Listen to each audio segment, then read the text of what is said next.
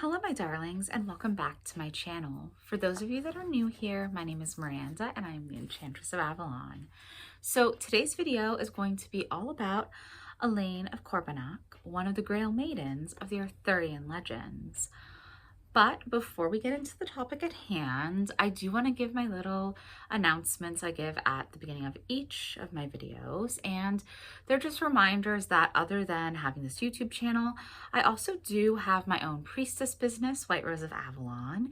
And you could find out all about the services that I offer, from tarot readings to channeled readings to mentoring sessions to my 7-month-long online class, The Millie C Mysteries, which will reopen for enrollment on March 13th of 2026. All that stuff is in the description box below, as is the video explaining about White Rose of Avalon's collaboration with the jewelry brand Otter Spirit, and the blog post to that video. The video is an unboxing. The blog post discusses what that collaboration is. Those are both linked in the description box below. And beyond that, I of course also have my Patreon, Avalonian Rose Fairy Mysteries, which is a Patreon fairy mystery community. And if you do join at the 2 higher tiers, I have 3 tiers. If you join at either the Owl or the Raven tier, you get monthly tarot readings at the full moon, individual tarot readings. And the full moon is actually coming up this week. So if you were to join one of those tiers this week, you would get in on this month's full moon readings. Beyond that, if you didn't want to actually join the Patreon as a member, I also have Patreon exclusive downloadable Celtic Venus journal prompts. One set of journal prompts is about embracing the maiden energy, and one is about embracing creatrix energy. And I'll link down in the description box the specific links to those journal prompts as well. So without further ado, let's get into the discussion of Elaine of Corbenic. So, as I mentioned, Elaine of Corbenic is one of the Grail Maidens of the Arthurian legends. She first appears in the Vulgate cycle, but her probably most prominent and most known appearance is of course in Malory's Le Morte d'Arthur, because Sir Thomas Malory's Le Morte d'Arthur is the late medieval collection of the whole corpus of the Arthurian legends bound up into one large book. So he did really take all the different strains of legends that existed up until then, rewrote them in his own way, and put them all together. So Elaine is a very interesting figure to me in the Arthurian legends because she's so misunderstood, and it's easy to misunderstand her. I think that the misunderstanding her is almost by design of a lot of the, especially medieval writers writing about her, because I firmly believe that had this been written earlier, because it is very pagan, it would have shown her as a sacred sexual priestess of the goddess, not as this figure who is at once this temptress doing wicked things and also this pure mother of a son with a great destiny. And it's almost like whiplash when you're reading the different versions of the legend where she appears, because she is the Grail bearer, the Grail maiden. She has a sacred duty to the Grail. This is my chalice, my ritual chalice. I brought it up for the video. But she has a sacred duty as the Grail maiden, as the Grail bearer.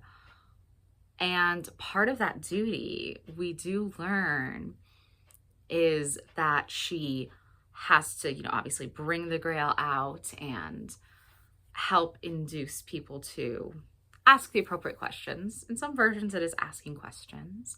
Mostly the earlier versions, she's not necessarily named Elaine, because again, the Grail bearer is a misty figure in the Arthuriad. But when she is named Elaine, she does, bear the Grail forth and intrigue the people looking upon it, most famously Lancelot. And this actually is what gets into how she is portrayed as this kind of wicked temptress figure. Being tongue-tied. As this wicked temptress, and she is seducing Lancelot, or attempting to. Lancelot at this point is already in love with Guinevere, because whether you're looking at it the Vulgate, the post-Vulgate, or especially in Le Morte d'Arthur, this is already after he's fallen in love with Guinevere. They're very much together, you know, adulterously at this point, but he's very committed to her. He wouldn't betray her. So that does pose a problem. And that is how, knowing that she's meant to conceive a son that will become the Grail Knight, the ultimate winner of the Grail. Lancelot can't win the Grail, but their son, who has already been prophesized, at least it is highly implied that this was a prophecy the way it is written. I recently reread that part of Le Morte d'Arthur because I've been just deepening into Grail energy lately. I mean, as a water priestess, I've always had a connection to it, but I've been really like wanting to reread and delve into Grail energy, and I've been rereading several different books about it. So the whole idea of the Grail Maiden really started to be on my mind. So I reread that part of Le Morte d'Arthur and wrote an entire blog post about it on White Rose of Avalon on the blog, which I will also be, it'll also be linked down below. But in rereading it, I just felt this immense sense of, wow, this is so interesting that this is a prophecy, but they're not outright stating it as such, because it's just known. You know, the king, King Pelles, or sometimes called Pellinor, he is the Fisher King and the Grail King. He is Elaine's father. And the way all of this discussion is going, it's clear that he knows she needs to conceive Galahad. Elaine herself knows she needs to conceive Galahad, and Lancelot must be his father. And it's meant to happen on this night. The reason why Lancelot was able to get to the Grail Castle, because it's in this misty liminal castle. You can't always access the Grail Castle. Was because he was meant to bed Elaine and conceive a son with her. Like, she was meant to get pregnant that night. Well, because he's in love with Guinevere, that's where deception has to come in, because there's no way he would sleep with Elaine. No matter that she's incredibly beautiful, she's always described as incredibly beautiful, he wouldn't sleep with her because he wouldn't betray Guinevere. So that brings in the really uncomfortable and frankly gross layer to this, which is she needs to use magic to make herself look like Guinevere. A glamour. In Le Morte d'Arthur, it is implied to be a love potion that was slipped by Elaine's maid, her handmaiden, into Lancelot's wine. But the way it's described when he actually comes into the room and sees her is that he believes she's Guinevere. So I interpret that as the love potion forming a glamour over Elaine to make her look like Guinevere. So it's not good, obviously. She is pretending to be someone else in order to get pregnant, and obviously that's a wicked deed. And it does form a perfect mirror to the story of how Arthur was conceived. It's like the reverse image, because Arthur himself was conceived when Uther had Merlin glamour him to look like Igraine's first husband, the Duke of Cornwall. So this is the reverse of that. It is the woman appearing as someone else to conceive the son. And no matter what you do, that's horrible. It's a horrific thing to do to someone. And the next morning when, Lancelot awakens and sees who is in bed with him, he's enraged. Understandably enraged, right? He has been deceived and he has betrayed the woman that he loves without really meaning to. And it heavily implies that he has every intention of killing Elaine until she says, no, I am pregnant with your kid. And obviously he's not going to kill a pregnant woman. And he does sort of get in on what's going on, but maybe not fully. He goes on his way. Later on, we see Elaine as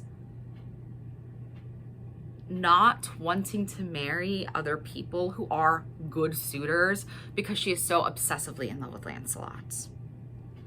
And of course, eventually she goes to Camelot. She arrives at King Arthur's court, and as the mother of Lancelot's son, it's known that she is the mother of his son. And once again, that same trick gets played, and Lancelot and Elaine end up sleeping together again. In the Lamort Arthur version, this happens, and that's when it pushes the boundary to like, okay, this is no longer just about conceiving the son. Now she is being portrayed as this really kind of vile temptress who wants what she wants and she's willing to do anything to get it. It's a really uncomfortable portrayal.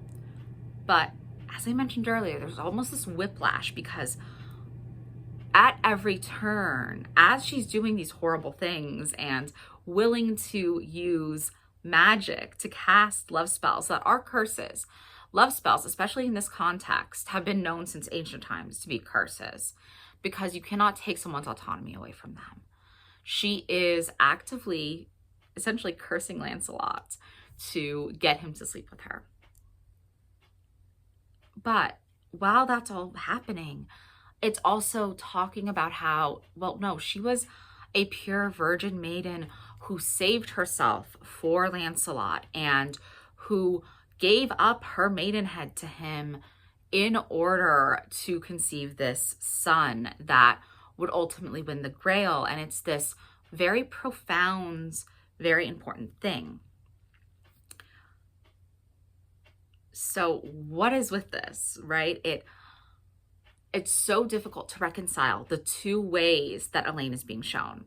From this sweet and innocent maiden who is doing a sacred duty in bearing a son who can heal the wasteland by obtaining the Grail, versus this woman who is obsessed with the most handsome, bravest knight, Lancelot, even though he is in love with the queen. Yes, it's an adulterous love. Yes, there are issues there as well. But she's taking his autonomy away time after time. Why are we having these very diverging ways that Elaine is being portrayed? It has recently come to me as I've been rereading this and just delving deeper into specifically Elaine's Grail Maiden energy, that this is because when this was written, the Vulgate cycle onward, and especially Lamort Arthur, what have you, they're the most heavily Christianized versions of the legend. Finally in like Lamort Arthur, it's the Holy Grail. It is literally the Holy Grail, and there are the ties to references to King Pele's being related and descended from Joseph of Arimathea. So you're having this very intrinsically Christianized overtones put onto this story, which of course we all know that happens. All of us who practice Celtic paganism and who are Avalonian, and therefore there's connection to the Arthurian, realize that these stories have much older origins, but they're written in the Christian period.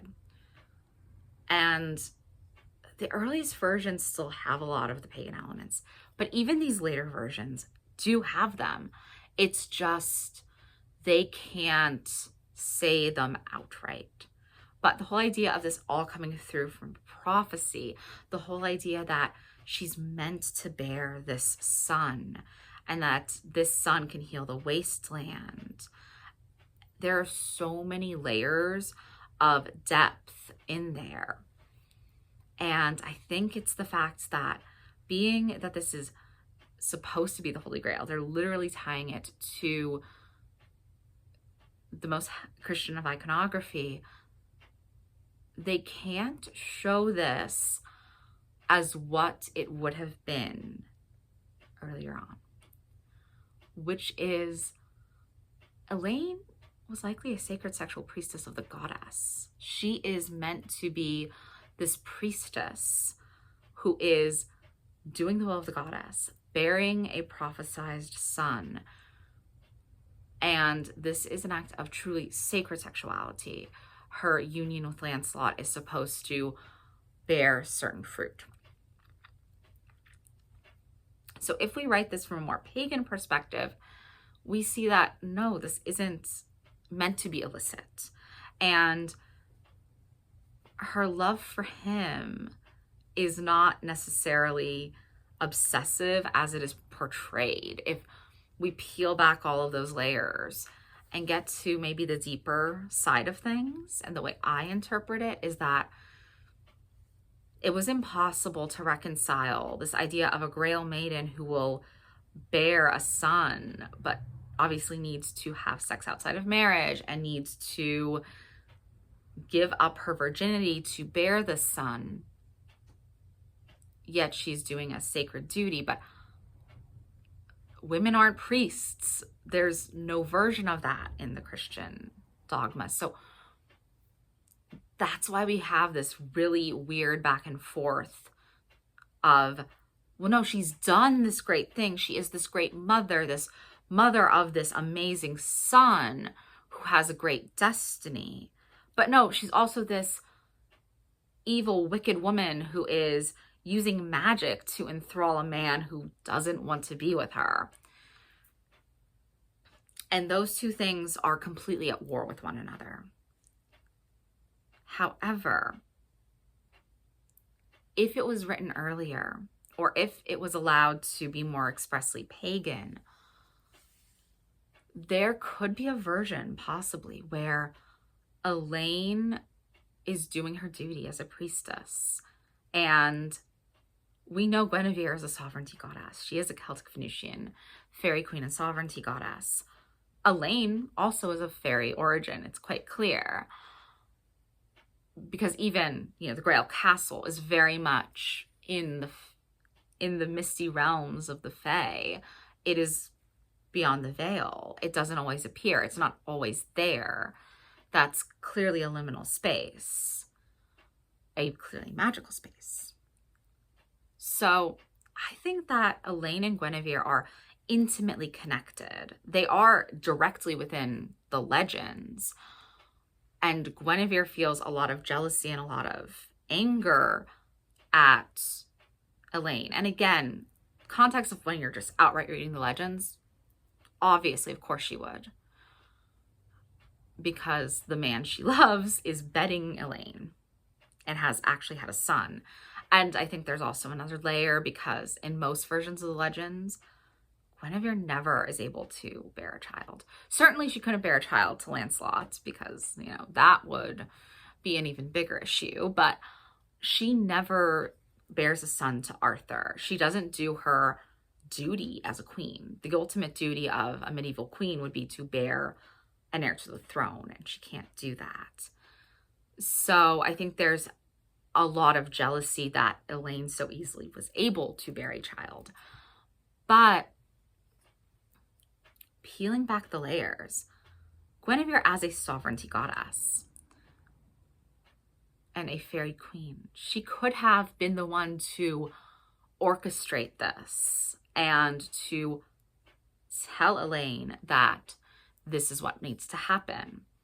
Instructs Lancelot that it's not a betrayal of her to bed Elaine. This is a sacred ritual that needs to take place in order to have this son who will ultimately win the Grail, heal the wasteland, and in older terms, reaffirm a compact between the Fey realms and the human realm,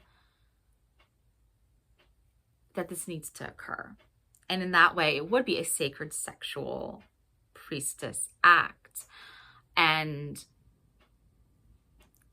we would see Elaine as an interesting and multi-layered figure who isn't monstrous, but there's this almost monstrous quality to the way she is portrayed in the legends, even though ultimately she was a young woman who was a virgin, who gave up her virginity in a heavily Christian time to bear this son that was prophesied, who they knew would have this great destiny. You don't get more priestess than that. But they couldn't show her as this sacred sexual priestess who is following the will of the sovereignty goddess, who is the bearer of the Grail, the bearer of the chalice, the bearer of a womb symbol, a version of the great cauldron of the goddess. She couldn't be that because of when this was written down. And it's what is very interesting and also kind of difficult at times with being a priestess working as I'm a priestess working with the Celtic pantheon, and specifically I'm an Avalonian water priestess. I am therefore working with these Celtic fairy queen goddesses who aren't written about as goddesses, because the Celts didn't write things down. They memorized their stories and passed them orally. So it's an interesting thing to have these things as you're researching come to you and think, well, no, if we peel back the layers, if we take away some of these later additions and overtones, what is left? What is at the heart of this? And we see strains of folklore across the world, and we see stories of sacred sexual priestesses in ancient times. And that is exactly what this has the undertones of. And that is, I think, why Elaine is so uneven in the way she is portrayed, because it was impossible to reconcile that she is going completely against the societal norms of the time, but is also very much doing a sacred duty and is this great mother and this mother to such an important figure. So yeah, that is what I have been thinking about lately as far as the Grail Maidens of the Arthurian legends, and especially of Elaine's story. The more I think about it, the more I think she truly is meant to be a sacred sexual priestess of the goddess, and likely of Guinevere, because they are so linked already, and Guinevere is the sovereignty goddess.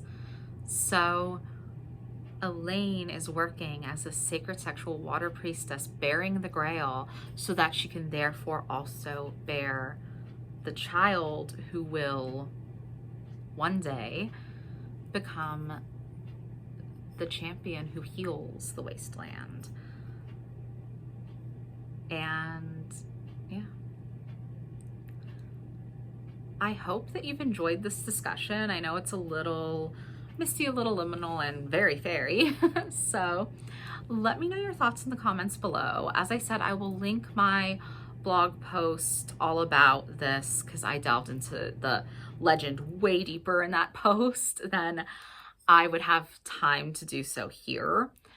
And I also want to say that on Patreon, my Patreon exclusive blog post that'll be coming out this coming Friday is all about the interconnectedness between the Well Maidens and the Grail Bearers and Grail Maidens. And that's another one where I dug really deep. So if you're interested, if you become a Patreon member over the next week, you'll have access to that post.